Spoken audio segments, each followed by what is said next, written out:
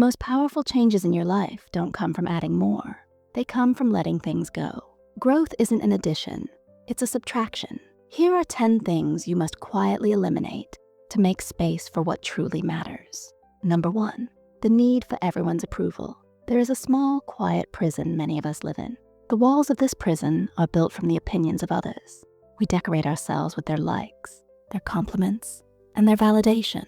We start choosing our clothes, our hobbies, even our dreams based on what will get the most applause. But here's the truth.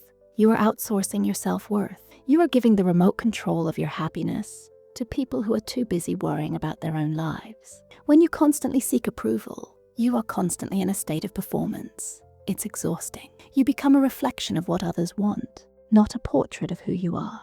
The quiet elimination begins today. Make one decision, just one, that is purely for you. Wear something that makes you feel good, even if it's not trendy. Listen to a song you love without posting about it. The goal is to slowly take back the power you've given away. Your value doesn't decrease based on someone's inability to see your worth. Start approving of yourself first. The rest is just noise. Number 2, the habit of blaming others. Life is full of challenges. It's easy, almost comfortable, to point a finger when things go wrong. Blaming your boss, your parents, the traffic, the system. It gives you a moment of relief. It tells you, this isn't my fault. But that relief is a trap. Every time you blame someone else, you are telling yourself that you have no power. You are a passenger in your own life, not the driver. You are waiting for the world to change instead of changing yourself. The energy you spend on blame is energy you could be using to solve the problem, to learn, to grow. To quietly eliminate this, start small. The next time something frustrating happens, catch yourself before you blame. Instead, ask a simple question. What is one tiny thing I can do about this right now? Maybe you can't fix the whole problem, but you can almost always take one small step. The moment you stop blaming others is the moment you reclaim the power to write your own story. Number 3, living in yesterday. The past is a strange place. For some, it's a beautiful museum filled with happy memories. For others, it's a haunted house full of regrets and what-ifs. Either way you can visit, but you can't live there. When you constantly replay your past mistakes, you are practicing self-punishment. When you constantly relive your glory days, you are telling yourself that your best moments are behind you. Both mindsets keep you stuck. Your mind is like a garden. You can't grow new flowers if you keep digging up old seeds to see if they were planted correctly. The quiet elimination isn't about forgetting your past. It's about making peace with it. Acknowledge it, learn from it, and then gently bring your focus back to the only moment that truly exists. Right now, feel the chair you're sitting on. Hear the sounds around you. The past is a lesson, not a life sentence. You can't start the next chapter of your life if you keep rereading the last one. Number 4, the someday mindset. Someday I'll start that business. Someday I'll get in shape. Someday I'll learn that language. Someday has become the most popular day of the week, but it never appears on the calendar. This someday mindset is a comfortable dream, but it's built on the foundation of procrastination. And procrastination is usually just fear in disguise. Fear of failure, fear of not being good enough, fear of success even. So we tell ourselves, someday to feel better, to avoid the discomfort of taking action today. To eliminate this, you must break the spell. The secret is to make the first step so small it's almost laughable. Don't start a business. Instead, spend 5 minutes researching a name. Don't get in shape. Instead, do one push-up. The goal is not to finish, but simply to start. The future is created by what you do today, not what you plan for tomorrow. Number 5, one-sided relationships. Some people are like fountains, and some are like drains. We all need relationships that are a healthy mix of give and take. But many of us are trapped in relationships where we do all the giving. You are the one who always texts first. You are the one who always listens. You are the one who cancels your plans to accommodate theirs. These one-sided connections slowly empty your cup. They leave you feeling exhausted, unseen, and unimportant. You deserve people in your life who pour back into you, who celebrate your wins and support you in your losses. Eliminating these relationships doesn't always require a big, dramatic confrontation.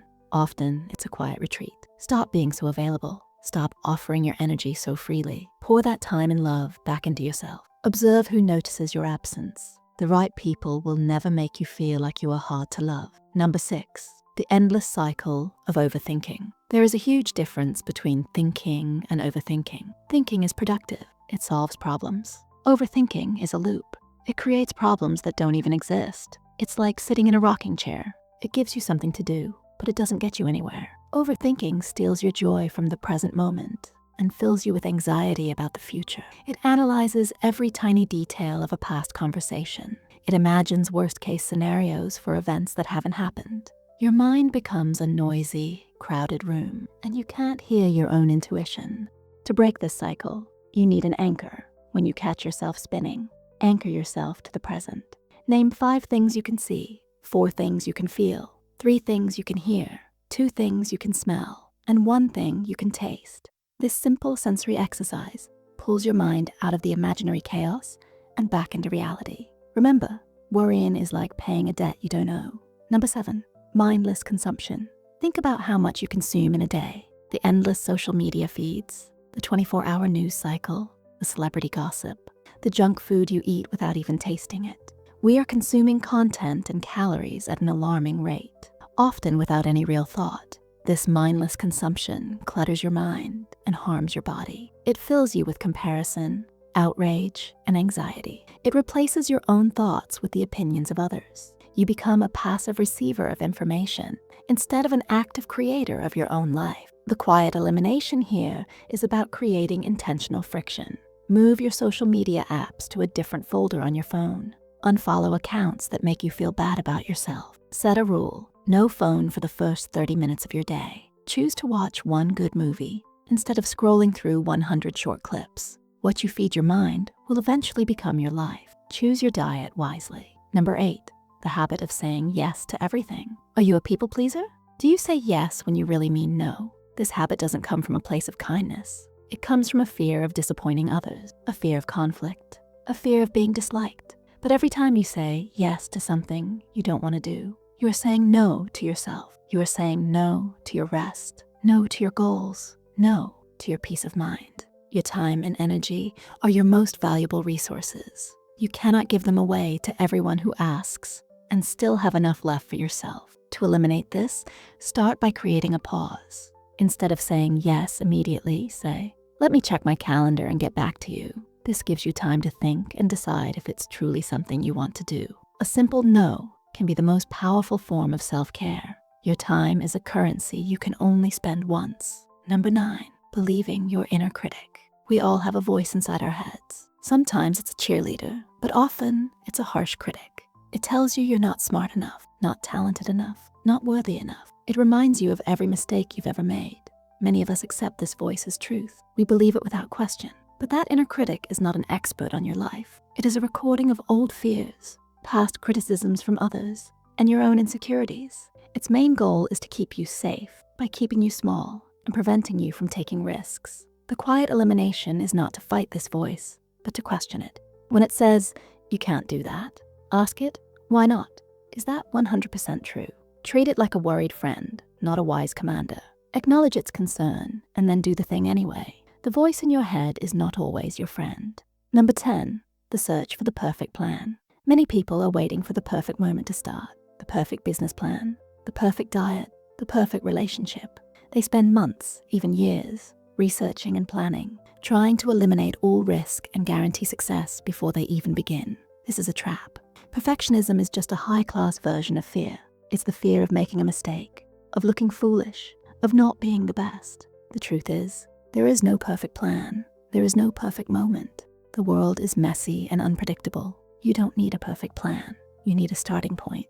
Action creates clarity. You will learn more by doing something imperfectly than by perfectly planning to do nothing. So, quietly eliminate the need for perfection today. Send that email with a small typo.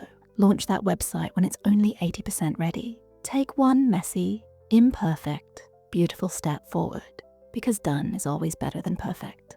Eliminating these things from your life is a silent revolution. It's not about a loud announcement. It's about a quiet commitment to yourself. It's about creating space so that the real you has room to grow. If any of this resonated with you today, show some support by hitting the like button and subscribe to join us for more videos on living an intentional life. And now, I want to hear from you. In the comments below, tell me one thing from this list that you are going to start quietly eliminating from your life today. Is it the need for approval? Is it the someday mindset? Sharing your journey can inspire someone else to start theirs. Let's grow together. Thank you for watching.